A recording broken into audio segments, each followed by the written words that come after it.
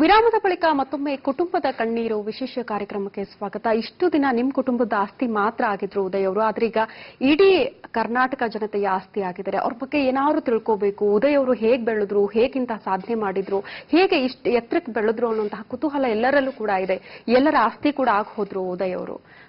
ಒಂದಷ್ಟು ಚೈಲ್ಡ್ಹುಡ್ ಬಗ್ಗೆ ಅವ್ರ ಬಗ್ಗೆ ತಿಳ್ಕೋಬೇಕು ನಾವು, ಹೇಗೆ ಬೆಳೆದಿದ್ದಾರೆ ಅನ್ನೋ ಬಗ್ಗೆ ಅಂತ ಅಂದ್ರೆ ನಾವು ಒಂದಷ್ಟು ಚೈಲ್ಡ್ಹುಡ್ ಫೋಟೋಸ್ ಕೂಡ ಇದೆ, ಆ ಬಗ್ಗೆ ನಾವು ಮಾತಾಡಬಹುದು ಅಲ್ವಾ? ಆ ಫೋಟೋಸ್ ನ ನೋಡಿದಾಗ ಏನ್ ನೆನಪಾಗುತ್ತೆ, ಯಾರು ಆ ಫೋಟೋಸ್ ಅಲ್ಲಿ ಇರೋದು? ಎಸ್ ಆಶಾ ಅವ್ರೆ. ನಮ್ಮ ತಂದೆ, ನಮ್ಮ ತಾಯಿ, ನಮ್ಮ ದೊಡ್ಡಣ್ಣ, ಅಕ್ಕ, ಕಡೆದಾಗ ಅಮ್ಮನ ಮೇಲೆ ಕೂತಿದ್ದಾನಲ್ಲ ಅವನೇ ಉದಯ್. ನಾ ಇನ್ನೂ ಹುಟ್ಟಿರ್ಲಿಲ್ಲ ಆಗ. ಅವನು ತುಂಬಾ ಫೋಟೋ ಹುಚ್ಚಿತ್ತು ಬಿಡಿ. ಎಷ್ಟು ಫೋಟೋಸ್ ಇದೆ ನಮ್ಮಲ್ಲಿ ಅಂದ್ರೆ ಎಲ್ಲೂ. ಇದು ನನ್ನ ಮದ್ವೆದು, ನನ್ನ ಮದ್ವೆಲಿ ಹಂಗಿದ್ದ ಅವನು. ಆಗಷ್ಟೇ ದುನಿಯಾ ಫಿಲಂ ಬರ್ತಾ ಇದ್ದಿದ್ದು, ಶೂಟಿಂಗ್ ಲಾಸ್ಟ್ ಒಂದು ಸಾಂಗ್ ನಡೀತಿತ್ತು ನನ್ನ ಮದ್ವೆಲಿ. ಇದೆಲ್ಲ ಫೈಟಿಂಗ್ ಸೀನ್ ಬರ್ತಾ ಇದ್ದು, ಫೈಟರ್ ಮಾಡ್ತಿದ್ದಾಗ ತುಂಬಾ ಕಷ್ಟ ಬಿದ್ದಿದ್ದಾನೆ. ಫೈಟ್ ಮಾಡುವಾಗೂ ಅಷ್ಟೇ ಎಷ್ಟು ಏಟ್ ಆಗಿದೆ ಅಂದ್ರೆ ಅವನು ಬಾಡಿ ಎಲ್ಲ ಅಷ್ಟೇ.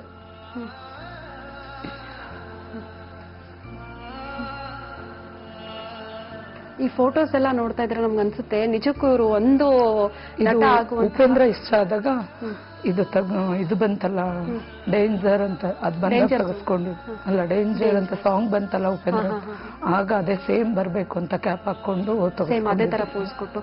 ಆಶಾ ಅವ್ರೆ, ಒಂದು ನನಗೆ ನೆನಪಿರೋ ಹಾಗೆ ನಾನು ಕೇಳಿದವ್ರಿಗೆ, ಈ ಸ್ಕೂಲ್ ಡೇಸ್ ಅಲ್ಲಿ ಎಲ್ಲಾ ಟೀಚರ್ಸ್ ಎಲ್ಲಾ ಮಕ್ಳಿಗೂ ಕೇಳ್ತಾರಂತೆ ಜೀವನದಲ್ಲಿ ಏನ್ ಆಗ್ತೀರಾ, ಏನ್ ಸಾಧನೆ ಮಾಡ್ಬೇಕು ಅಂತ ಅನ್ಕೊಂಡಿದೀರಾ ಅಂತ ಅಂದಾಗ ಉದಯ್ ಅವ್ರಿಗೂ ಕೂಡ ಕೇಳಿದಾಗ ನಾನೊಬ್ಬ ನಟ ಆಗ್ತೀನಿ ಅಂತ. ಬಟ್ ಅಲ್ಲಿ ಇದ್ದವರೆಲ್ಲ ನಕ್ಬಿಟ್ರಂತೆ, ಅವಾಗ ಗೇಲಿ ಮಾಡ್ಬಿಟ್ರಂತೆ, ನೀನ್ ನಟ ಆಗ್ತೀಯಾ ಅಂತ. ಹೌದು, ಈಗ್ಲೂ ನೆನ್ಪಿಸ್ಕೊಂತಾರೆ ಅವ್ರ ಟೀಚರ್. ಈಗ್ಲೂ ಕೇಳಿದ್ರೆ ಅವ್ರು ಹೇಳ್ತಾರೆ, ಎಲ್ಲ ಸಾಮಾನ್ಯವಾಗಿ ಹೇಳ್ತಾರೆ ನಾನು ಡಾಕ್ಟರ್ ಆಗ್ತೀನಿ, ಇಂಜಿನಿಯರ್ ಆಗ್ತೀನಿ ಎಲ್ಲ ಹೇಳ್ತಾರೆ, ಕಾಮನ್ ಆಗೆಲ್ಲ ಹೇಳೋದು.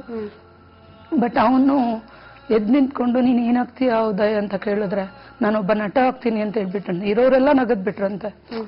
ಈ ತರ ಹೇಳ್ತಿದ್ದಾನಲ್ಲ, ಹುಚ್ಚೆ ಅಂತಾರಲ್ವಾ ಅದನ್ನ, ಆ ತರ ಡಿಫ್ರೆಂಟ್ ಆಗಿ ಯಾರು ಇರೋ. ಅವನಿಗೊಂಥರ ಇದಾಗ್ಬಿಟ್ಟು ತಲೆ ಬಗ್ಸ್ಕೊಂಡಿದ್ಬಿಟ್ನಂತ ಅದನ್ನ ಹೇಳ್ತಾ ಇರ್ತಾನೆ ಆಗಾಗ. ಟೀಚರ್ ಕೂಡ ಹೇಳ್ತಾರೆ, ಆವತ್ ಹಂಗ ಏನ್ ಹೇಳಿದ್ದೋ ನೀನು ಅದೇ ಆದಿಯಲ್ಲ ಕಡೆಗೆ, ಆಗ್ಬೇಕು ಅಂತ ಅನ್ಕೊಂಡೆ, ದೃಢ ನಿರ್ಧಾರ ಮಾಡ್ಕೊಂಡ, ಕಡೆಗೆ ಅದೇ ಆದ್ನಲ್ಲ ಅಂತ ತುಂಬಾ ಖುಷಿ ಪಟ್ರು. ವಿಧಿ ಅವನಲ್ಲಿ ತುಂಬಾ ಆಟ ಆಡಿಸ್ಬಿಡ್ತು. ಫೋಟೋ ತುಂಬಾ ಹೋಪ್ ಇಟ್ಕೊಂಡಿದ್ದ, ಇಲ್ಲ ನಾನು ಇರ್ತೀನಿ, ಅದ್ ಮಾಡ್ತೀನಿ, ಇದ್ ಮಾಡ್ತೀನಿ. 70 years ನನ್ಗೆ ಏಜ್ ಇದೆ ಅಂತ ಹೇಳ್ತಿದ್ದ. 100 ಅಲ್ಲಿ 70 ಲೆಸ್ ಮಾಡಿ 30ನೇ ಆಗೋದು ಅವ್ನಿಗೆ ಏಜ್ ಅಂತ ಅನ್ಕೊಂಡಿರ್ಲಿ. ನೀನ್ ನೋಡ್ತಿರು ನಿಮ್ಮಣ್ಣ ಏನಾಗ್ತಾನೆ ಅಂತ ನೋಡ್ತಿರು. ಲಾಸ್ಟ್ ವೀಕ್ ಅಷ್ಟೇ ಸುದೀಪ್ ಅವ್ರಂದ್ರೆ ಅವನು ಆಟಿಟ್ಯೂಡ್ ಇಷ್ಟ Sudeep. Last week Bigg Boss ನೋಡ್ತಾ ಇರ್ಬೇಕಾದ್ರೆ ತುಂಬಾ ಚೆನ್ನಾಗಿದ್ರು ಅವರು ಸುದೀಪ್ ಅವರು. ನಾ ಹೇಳ್ದೆ ಎಲ್ಲಾರ ಹತ್ರ ಮಾಡ್ತಿದ್ಯಾ, ಸುದೀಪ್ ಹತ್ರ ಯಾವಾಗ ಮಾಡೋದು ಅಂತಂದ್ರೆ ವೆಯ್ಟ್ ಮಾಡಪ್ಪಿ, ಇವತ್ತಲ್ಲ ನಾಳೆ ಸುದೀಪ್ ಅವರೇ ನನ್ನ ಆಕ್ಟಿಂಗ್ ಗುರುತಿಸಿ ಹತ್ರ ಕರ್ಕೊಳ್ಳೋ, ಅವ್ರು ಫ್ರೆಂಡ್ಶಿಪ್ ಮಾಡೋ ಅಂತ ಇದು ಸಿಕ್ಕುತ್ತೆ, ನೀನ್ ನೋಡ್ತೀಯ ಅದನ್ನ ಅಂತ ಹೇಳಿದ್ದ. ಯಾರು ಮಾಡ್ತಾರೆ ಇನ್ನ? ಅವ್ರಿಗೆ ಡೂಪ್ ಆಗ್ತಿದ್ದವ್ ನಾನು, ಅವ್ರಿಬ್ಬರಿಗೂ ಡೂಪ್ ಆಗ್ತಿದ್ದ ಫೈಟರ್ ಆಗಿದ್ದಾಗ. ಆ ಮುಂದೆ ಬಂದಾಗೆ ಅಂದ್ರಂತೆ ಅವರು, ರವಿ ವರ್ಮಾ ಅವರು ಅವರೆಲ್ಲ ಅಂದ್ರಂತೆ, ತುಂಬಾ ಚೆನ್ನಾಗಿ ಬಂದೆ ಕಣೋ ನೀನು, ಫೈಟ್ ಸೀನ್ ಮಾಡ್ತಿದ್ದೆ, ಹಿಂದೆ ಮಾಡ್ತಿದ್ದೆ, ಮುಂದೆ ಬಂದಂತೆ, ತುಂಬಾ ಖುಷಿ ಆಯ್ತು ಅಂತ ಹೇಳ್ತಿದ್ದ. ಎಲ್ಲ ಇದ್ ಮಾಡ್ತಾರಪ್ಪಿ ಅವರು ಫೈಟರ್ಸ್ ಎಲ್ಲರೂ ಅಷ್ಟೇ, ತುಂಬಾ ಖುಷಿ ಪಡ್ತಾರೆ.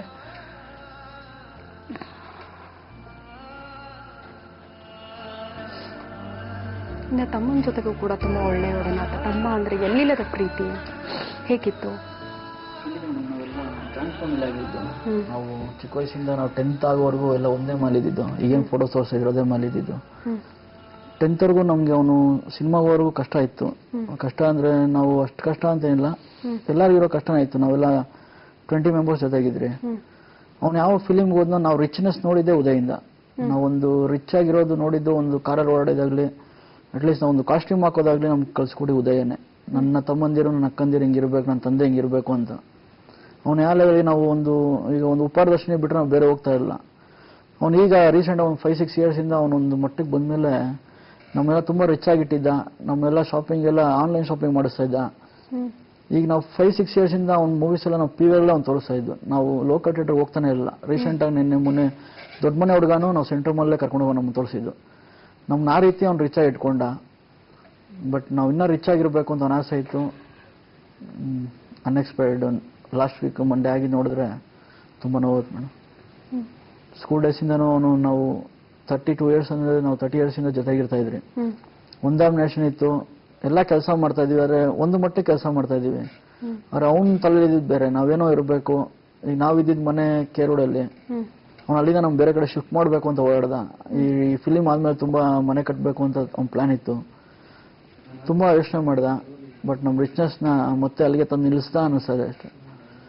ಬಟ್ ಈ ರೀತಿ ಘಟನೆ ಆಗಕ್ಕೆ ಸ್ವಲ್ಪ ಜನ ಅವನಿಗೆ ಸಹಕಾರ ಮಾಡಿದ್ದು ತಪ್ಪು ಅನ್ಸುತ್ತೆ. ಯಾಕಂದ್ರೆ ಆ ಸಿಚುವೇಶನ್ ನಾವು 3 days ಡ್ಯಾಮ್ ಹತ್ರ ಇದ್ದಾಗ ಅಲ್ಲಿರೋ ಜನನೇ ಹೆದರ್ತಾರೆ ಹೋಗೋಕೆ. ಬಟ್ ಇಂತಿಂತ ಒಳ್ಳೊಳ್ಳೆ ನಟರು ಇದ್ದಾರೆ, ಒಳ್ಳೊಳ್ಳೆ ಸೆಂಟ್ ಮಾಸ್ಟರ್ ಇದ್ದಾರೆ, ತುಂಬಾ ಒಳ್ಳೆ ಪ್ರೊಡ್ಯೂಸರ್ಸ್ ಇದ್ದಾರೆ, ತುಂಬಾ ಒಳ್ಳೆ ಸೈಡ್ ಆಕ್ಟರ್ಸ್ ಇದ್ದಾರೆ. ಅವರು ಬ್ಲೈಂಡ್ ಆಗಿ ಕರ್ಕೊಂಡು ಹೋದ್ರೋ ಏನೋ ನಮಗೆ ಗೊತ್ತಿಲ್ಲ. ಬಟ್ ನಮ್ಮ ಅಕ್ಕ ಹೇಳ್ದಂಗೆ ನಮಗೆ ಅದು ಆನ್ಸರ್ ಬೇಕು. ಈಗ ಒಂದು ದಪ್ಪನಾಗಿ 3 days ಆಯ್ತು. ಒಬ್ಬ ಮಾಸ್ತಿಗುಡಿ ಟೀಮಿಂದ ಒಬ್ಬ ಅಷ್ಟೇ ನಮ್ಮ ಹತ್ರ ಬಂದಿಲ್ಲ. ಗೊತ್ತಿಲ್ಲ ನಮ್ಮ ಅಣ್ಣ ಅವ್ರಿಗೇನು ಒಳ್ಳೇದು ಮಾಡಿದ್ನು. ಬಟ್ ನಾವು ಈಗ ಇನ್ನೂ ಅವನಿಗೆ ಮಾಸ್ತಿಗುಡಿ ಹೇಳ್ತಾ ಇದ್ದೀವಿ, ಚೆನ್ನಾಗಿ ಫಿಲಿಮ್ ರಿಲೀಸ್ ಆಗಲಿ, ದುಡ್ಡು ಹಾಕಿರೋರು ಹೀರೋ ತುಂಬ ಚೆನ್ನಾಗಿರಲಿ, ನಮ್ಮ ಅಣ್ಣಿಂದ ಅವ್ರಿಗೇನು ತೊಂದರೆ ಆಗೋದು ಬೇಡ. ಬಟ್ ನಮ್ಮ ಅಣ್ಣಂಗೆ ಅನಿಲವಾಗಿರೋ ಥರ ಮತ್ತೆ ಯಾರ್ಯಾರು ಹೀರೋಸ್ ಇದ್ದಾರೆ ಮಾಸ್ತಿಗುಡಿ ಟೀಮ್ ಮತ್ತೆ ಕೈ ಮುಗಿದು ಬೆಡ್ಕೊಂತೀವಿ. ಈ ಸ್ಥಿತಿ ಯಾರಿಗೂ ಕೊಡಬೇಡಿ. ಚೆನ್ನಾಗಿರಿ, ಲೈಫ್ ಲಾಂಗ್ ನೀವು ಚೆನ್ನಾಗಿರಿ. ನಾವು ಕೆಟ್ಟಿದ್ದೀವಿ, ಮುಂದೆ ಯಾರು ಹಿಂಗೆ ಕೆಡ್ಸೋಕೆ ಹೋಗ್ಬೇಡಿ. 4 days ನಮ್ಮ ಹತ್ರ ಒಬ್ಬರು ಬಂದಿಲ್ಲ ಮೇಡಮ್. ಶಿವಣ್ಣವ್ರು ಬಂದಿದ್ರು, ಪುನೀತ್ ರಾಜ್ಕುಮಾರ್ ಅವ್ರು ಬಂದಿದ್ರು. ಅಂದ್ರೆ ದೊಡ್ಡ ವ್ಯಕ್ತಿ ನಮ್ಮ ಹತ್ರ ಬಂದ ನಮ್ಗೇನೋ ಖುಷಿ ಆಗುತ್ತೆ. ಅಂಥವ್ರನ್ನ ಸಂಪಾದಿಸೋನಲ್ಲ ನಮ್ಮ ಅಣ್ಣ ಅಂತ ನಮ್ಗೆ ಖುಷಿ ಆಗುತ್ತೆ. ಶಿವಣ್ಣ ಅವರು 3 days ಬಂದಿದ್ರು, ಪುನೀತ್ ರಾಜ್ಕುಮಾರ್ ಸರ್ ಸ್ಮಶಾನಕ್ಕೆ ಬಂದಿದ್ರು, ದರ್ಶನ್ ಅವ್ರು ಬಂದಿದ್ರು. ಇಂತಿಂಥ ದೊಡ್ಡ ದೊಡ್ಡ ವ್ಯಕ್ತಿನ ಸಂಪಾದನೆ, ಅದಕ್ಕಿಂತ ಬೇರೆ ನಮ್ಗೇನು ಬೇಕಾಗಿಲ್ಲ. ಸಾಕು, ನಮ್ಮ ಅಣ್ಣ ನಮ್ಮನ್ನ ಗುರ್ಸಂಗ್ ಮಾಡಿದ್ದಾನೆ, ನಾವು ನೆರಳಲ್ಲಿ ಬದುಕ್ಬಿಡ್ತೀವಿ ಮೇಡಮ್. ವೆಂಕಟೇಶ್ ಅವರ ನಿಮ್ಮ ಜೊತೆಗೆ ಉದಯ್ ಅವರ ಒಡನಾಟ ಹೇಗಿತ್ತು? ನನ್ನ ಜೊತೆ ತುಂಬಾ ಚೆನ್ನಾಗಿತ್ತು ಮೇಡಮ್. ಲಾಸ್ಟ್ ನನ್ನ ದೀಪಾವಳಿ ಹಬ್ಬದ ದಿವಸ ನಾನು ನನ್ನ ಕಾರಲ್ಲಿ ಡ್ರೈವರ್ ಇರಲಿಲ್ಲ, ಬಾಡಿಗೆ ಹೋಗ್ಬೇಕಾಯ್ತು. ನಾನು ಕಾರ್ ಕ್ಲೀನ್ ಮಾಡ್ಕೊಂಡು ಗಾಡಿ ಎತ್ಕೊಂಡು ಮೇನ್ ರೋಡ್ ಬಂದೆ. ಅವನು ಆ ಕಡೆಯಿಂದ ಬಂದ. ಇಬ್ರು ಮುಖಾಮುಖಿ ಆದ್ವಿ. ಎಲ್ಲೋ ಮಮ್ಮ ಅಂದ. ಅವ್ನು ನಾನು ಕರಿತಾ ಇದ್ದಿದ್ದು ಎಲ್ಲೋ ಮಮ್ಮ, ಎಲ್ಲಿ ಹೋಗ್ತಾ ಇದೆಯೋ, ಹೀಗೆ ಕರಿತಾ ಇದ್ದಿದ್ದು. ಎಲ್ಲೋ ಮಮ್ಮ ಅಂದ. ಮಡಿಕೇರಿ ಹೋಗ್ತಾ ಇದ್ದೀನಿ ಕಣ. ಆಯ್ತು ಹೋಗು ಅಂತ ಹೇಳ್ಬಿಟ್ಟು ಅವನು ನೀನೆಲ್ಲ ಒಂದು ಶೂಟಿಂಗ್ ಹೋಗ್ತಾ ಇದ್ದೀನಿ ಕಣ ಮಾಸ್ತಿಗುಡಿ. ಆಯ್ತು ನಡಿ ಅಂದ್ಬಿಟ್ಟು ನಾನು ಈ ಕಡೆ ಹೋದೆ, ಅವ್ನು ಈ ಕಡೆ ಹೋದ. ಅವ್ನು ನನ್ನ ನೋಡಿ ನಾನು ಹೇಳಿದ್ದೀನಿ ನನಗೆ ನಾನು ಮಡಿಕೇರಿ ಹೋಗ್ತಾ ಇದ್ದೀನಿ ಅಂತ. ಅವ್ನು ಮರ್ತೋಗಿರ್ಬೋದು ಮೋಸ್ಟ್ಲಿ. ತಿರ್ಗಾ ಕರೆಕ್ಟಾಗಿ 12 ಗಂಟೆಗೆ ಫೋನ್ ಮಾಡ್ದ. ಅಮ್ಮ ಸ್ವಲ್ಪ ಹೊಸೂರ್ಗೆ ಹೋಗ್ಬಿಡೋ, ಸ್ವಲ್ಪ ಪಟಾಕಿಗಳು ತಂದ್ಕೊಬಿಡ ಹುಡುಗರಿಗೆಲ್ಲ. ಇಲ್ಲ ಕಣ, ನಾನು ಹೇಳ್ಬಿಟ್ಟು ಬಂದ ನಾನು ನಿನಗೆ ನಾನು ಮಡಿಕೇರಿ ಹೋಗ್ತಾ ಇದ್ದೀನಿ, ಈಗ ಆಲ್ರೆಡಿ ಮೈಸೂರಲ್ಲಿ ಇದ್ದೀನಿ, ಮಡಿಕೇರಿ ಹೋಗ್ತಾ ಇದ್ದೀನಿ ಅಂದೆ. ಹೌದಾ, ಇವಾಗ ಏನು ಮಾಡೋದು, ಯಾರನ್ನ ಕಳಿಸೋದು ಅಂತ ಹೇಳ್ಬಿಟ್ಟು ಫೋನ್ ಕಟ್ ಮಾಡೋದು ಅಷ್ಟೇ. ತಿರ್ಗಾ ನನಗೆ ಅವ್ನು ಸಿಕ್ಕಿದ್ದು ಈ ಮೊಸರನ್ನ ತಿಂದಾಗ ನಾನು ಮಲ್ಬಿಡಿದೆ, ನಾನು ಎದ್ದಿರಲಿಲ್ಲ. ತಿರ್ಗಾ ಅವ್ನು ನನಗೆ ಸಿಕ್ಕಿದ್ದು ಬಾಡಿಯಾಗೆ ಮೇಡಮ್. ಜೀವಂತಾಗಂತೂ ಸಿಗ್ಲಿಲ್ಲ. ಬಟ್ ಏನು ಅಂದರೆ ಇವರು ಅದು ಏಂತಕ್ಕೆ ಹಂಗೆ ಮಾಡಿದ್ರು ಅಂತ ನಮ್ಗೆ ಇವತ್ತವರೆಗೂ ಹೇಳ್ತಾ ಇಲ್ಲ. ಒಂದು ಸಾಮಾನ್ಯ ಮನುಷ್ಯನ್ ಏನು ಅಂದರೆ, ಇವಾಗ ಒಂದು ಸ್ವಿಮ್ಮಿಂಗ್ ಪೂಲ್ ಹೋಗ್ತಾ ಇದೀವಿ ಅಂದರೆ ಒಂದು ಮಗುನ ಯಾವ ಹೈಟಲ್ ಬಿಡಬೇಕು, 5 ವರ್ಷದ ಮಗುನ ಯಾವ ಹೈಟಲ್ ಬಿಡಬೇಕು, 3 ವರ್ಷದ ಮಗುನ ಯಾವ ಹೈಟಲ್ ಬಿಡಬೇಕು ಅಂತ ಯೋಚನೆ ಮಾಡಿಬಿಡ್ತಾರೆ. ನೀವು ಅಲ್ಲಿ ಡೆಪ್ತ್ ಚೆಕ್ ಮಾಡಿಲ್ಲ ಮೇಡಮ್. ಅಲ್ಲಿ ಒಬ್ಬೊಬ್ರು ಒಂದೊಂಥರ ಡೆಪ್ತ್ ಹೇಳ್ತಾರೆ. 80 ಅಡಿ ಡೆಪ್ತ್, ಇವನ್ ಬಾಡಿ ಇದ್ದಿದ್ದು 75 ಅಡಿ ಡೆಪ್ತ್ ಅಲ್ಲಿ ಬಾಡಿ ಇತ್ತು. 75 ಅಡಿ ಡೆಪ್ತ್ ಅಲ್ಲಿ ನೀವು ತಳ್ಬಿಟ್ರೆ ಎದ್ ಬರ್ತಾನ ಮನುಷ್ಯ. ಆಮೇಲೆ ನನ್ಗೊಂದು ಉಳ್ಕಟ್ಟಿಯಲ್ಲಿ ಸಿಗಕ್ ಬಿಡ್ಲಿಲ್ವಲ್ಲ, ಏನ್ ಉದ್ದೇಶ ಇತ್ತು? ನಾನು ಹೇಳೋದು ಸುಂದರ್ ಅವ್ರ ಮೇಲೆ ಹೇಳ್ತಾ ಇಲ್ಲ, ವಿಜಯ್ ಅವ್ರ ಮೇಲೆ ಹೇಳ್ತಾ ಇಲ್ಲ. ಬಟ್ ಈ ವಿಜಯ್ ಅವರು, ಸುಂದರು, ಅನಿಲು, ನಮ್ಮದೇ ಇವ್ರು 4 ಜನ ಒಳ್ಳೆ ಫ್ರೆಂಡ್ಸ್. ಉದಯನ್ ಕಳ್ಕೋಬೇಕು, ಅನಿಲನ್ ಕಳ್ಕೋಬೇಕು ಅಂತ ಇವ್ರಿಬ್ರಿಗೆ ಆಗೋದು ಇಲ್ಲ. ನಾವ್ ಎಷ್ಟು ನೋವು ತಿಂತಾ ಇದೀವಿ, ಅವರು ಅಷ್ಟೇ ನೋವು ತಿಂತಾ ಇದಾರೆ. ಬಟ್ ಅಲ್ಲಿ ಏನಾಯ್ತು, ಯಾಕೆ ಹಿಂಗಾಯ್ತು? ಏನೂ ಸೇಫ್ಟಿ ನೀವು ಮಾಡ್ಲೇ ಇಲ್ವಲ್ಲ. ಟ್ಯೂಬ್ ಮಾಡ್ಬೋದಾಗಿತ್ತು. ಸೇಮ್ ಕಲರ್ ಟ್ಯೂಬ್ಗೆ ಪೈಂಟ್ ಹೊಡೆದ್ಬಿಟ್ಟು ಅಲ್ಲಿ ಬಿಸಾಕಿದ್ರು, ಅವ್ರು ಹಿಡ್ಕೊಂಡಿರೋರು. ಇಲ್ಲ ಅಲ್ಲೊಂದು ರೋಪ್ ಹಾಕ್ಬಿಟ್ಟು ನಾವು ಮೇಲ್ಗಡೆ ನೀವು ಇದು ಮಾಡ್ಬೋದಾಗಿತ್ತು. ಇಲ್ಲ ಒಂದು 4 ಜಾಗದಲ್ಲಿ 4 ಬೋಟ್ ನಿಲ್ಸ್ಕೋಬೋದಾಗಿತ್ತು. ಇಲ್ಲ ಶಿವಣ್ಣವ್ರ ಮನೆ ಹೇಳಿದ್ರು, ನಾವು ಒಂದು ಫಿಲಮ್ ಮಾಡಿದಾಗ ಮೇಲಿಂದ ಕೆಳಗಡೆ ತಳೆದಾಗ ಕೆಳಗಡೆ ಒಂದು 20 ಜನ ಶಾಪ್ ಸಿಂಬರ್ಸ್ ಇದ್ರಂತೆ ಅವ್ರ ನೆತ್ತಕ್ ಮೇಲಿಕ್ಕೆ. ಆತರ ಏನೋ ಒಂದು ಮಾಡ್ಬೋದಾಗಿತ್ತು. ನೀವು ಏನೂ ಮಾಡ್ಲಿಲ್ವಲ್ಲ ಅವನ್ಗೆ, ಒಂದು ಉಳ್ಕಡಿನೂ ಸಿಗ್ದಿರಂಗ್ ಮಾಡ್ಬಿಟ್ರಲ್ಲ. ಎಂತಕ್ ಮಾಡಿದ್ರಿ, ಏನಾಯ್ತು? ಅದು ಯಾವ್ದೋ ಒಂದು ಬೋಟ್ ನಂಬ್ಕೊಂಡು ನೀವು ಇಂಥ ದೊಡ್ಡ ಶಾಟ್ ತೆಗಿಬೋದಾಗಿತ್ತ? ನಾನು ಉದಯನ್ ಒಬ್ಬನಿಗೆ ಅಂತ ಹೇಳ್ತಾ ಇಲ್ಲ. ಮಾತು ಅವ್ನು ಯಾರೋ ಬಂದು ಮೀನು ಹಿಡಿಯೋರು ಬಂದು ವಿಜಯವ್ರನ್ನ ಕಾಪಾಡಿದ್ರು. ಇಲ್ಲಾಂದ್ರೆ ಏನ್ ನಿಮ್ ತಲೆಯಲ್ಲಿ ಏನಿತ್ತು? ಹೋಗ್ಲಿ, ಯಾಕೆ ಇಂಥ ಶಾಟ್ ತೆಗೆದ್ರಿ? ಡೂಪ್ ಮಾಡ್ಬೋದಾಗಿತ್ತು. ಇವಾಗ ಮೊನ್ನೆ ಒಂದು ಫಿಲಮ್ ಅಂತಲ್ಲ, ವಿಷ್ಣುವರ್ಧನ್ ಇಲ್ಲ. ವಿಷ್ಣುವರ್ಧನ್ ಇಲ್ದಿರೋರ್ನ ಇದಾರೆ ಅನ್ನೋ ರೀತಿಯಲ್ಲಿ ನೀವು ಒಂದು ಫಿಲಮ್ ಮಾಡಿದ್ರಿ. ಒಂದು ರೋಪ್ ಎಡಿಟ್ ಮಾಡೋದು ಎಷ್ಟೊತ್ತಾಗ್ಬೋದು?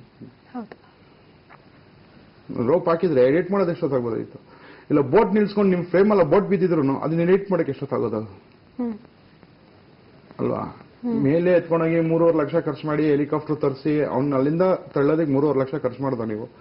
ಕಾಪಾಡೋದಕ್ಕೆ ಒಂದು 10% ನಾನು ಖರ್ಚು ಮಾಡ್ಬೋದಾಗಿತ್ತು. ಹೌದು, ಖಂಡಿತ. ಈ ಬಗ್ಗೆ ನಾನು ಇನ್ನಷ್ಟು ಮಾತಾಡ್ತೀನಿ.